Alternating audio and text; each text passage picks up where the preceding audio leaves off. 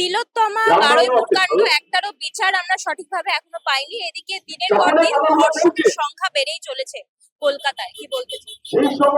দেখো, বিচার পাওয়ার কথা ছিল না, কারণ সারা রাজ্য জুড়ে, সারা দেশ জুড়ে যা অভিজ্ঞতা, আজকেও তোমরা খবরে দেখবে যে একজন প্রমাণিত ধর্ষক রাম রহিম তিনি আবার প্যারোলে 21 দিনের জন্য বেরিয়েছেন। উমরখালিতে একদিনের জন্য প্যারোল পায়। আর এই ধরনের যারা রাম রহিমের মতো যারা প্রতিষ্ঠিত ধর্ষক, তারা বছরে 17 বার 1 মাস করে প্যারোল পায়। সুতরাং এই সরকারটা ব্রজ কিশোর সিং সুব্রতই সরকার। এই ব্রজ কিশোরদের মতো যারা ধর্ষক তাদেরকে বাঁচাবে, তাদেরকে লালন পালন করবে, তাদেরকে গলায় মালা পরিয়ে ঘোরাবে।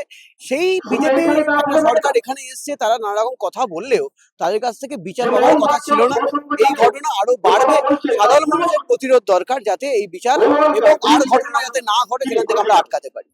অভয়ের যে ঘটনা নিয়ে বিজেপি রাজনৈতিক ইস্যু চালিয়ে রাস্তায় নেমেছিল, আন্দোলন করেছিল, কিন্তু শুধুমাত্র ডিসি সেন্ট্রাল, ডিসি নর্থ এবং পুলিশ কমিশনারকে সাসপেন্ড করে দিয়ে কি তাদের দায়িত্ব শেষ হয়ে গেল? দেখো, ওই মুহূর্তে দাঁড়িয়ে সাধারণ মানুষ একটা স্লোগানে দল, মত, বয়স সমস্ত নির্বিশেষে একমত হয়েছিল এবং তারা একটা কথাই বলেছিল যে এই মুহূর্তে দাঁড়িয়ে আমরা জানতে চাই কি ঘটেছে এবং কারা দায়ী।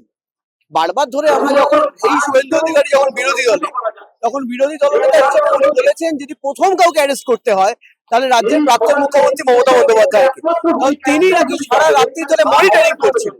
তো আজকে তার মুখে কিন্তু এই কোনো কথা নেই। সিবিআই একদিনের জন্য তাকে ডাকেনি, রাজ্য পুলিশ ডাকেনি, সিআইডি ডাকেনি। আমরা বুঝতে পারছি ঘটনাটাকে ধামা চাপা দেওয়ারই চেষ্টা হচ্ছে। আজকে অভয়ের মা যার পছন্দের রাজনৈতিক দলে যোগদান করেছেন, জনপ্রতিনিধি হয়েছেন, কিন্তু হওয়ার পরে তার মুখ দিয়েই বলতে হচ্ছে যে আমি আশা হারাচ্ছি, আমার মেয়ে হয়তো বিচার পাবে না। এটাই রিয়েলিটি, এটাই আসল ঘটনা। দেখো, বিজেপি একটা অসভ্য, ঘৃণ্য, বর্বরের মতো রাজনীতি করে।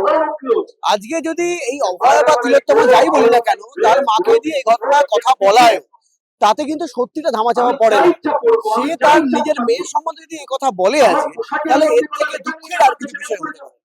আরেকটা বিষয় আসবো যে পার্ক স্ট্রিটে দুদিন আগে যে ঘটনা দেখা গেছে, অগ্নিমিত্রা পাল তিনি একজন গরিব অসহায় মাকে গরম দুধ তার বাচ্চার জন্য ফোটাতে না করেছেন এবং যেভাবে তিনি কথাটা বলেছেন, সোশ্যাল মিডিয়ায় এই নিয়ে একটি বিতর্ক চলছে। কি বলবেন?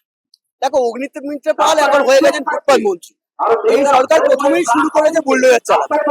গরিব মানুষের রুটি চালানোর দোকান, যারা ভোট দিয়েছে বিজেপিকে, বিজেপির পতাকা লাগানো দোকানে বুলডোজার চালিয়েছে।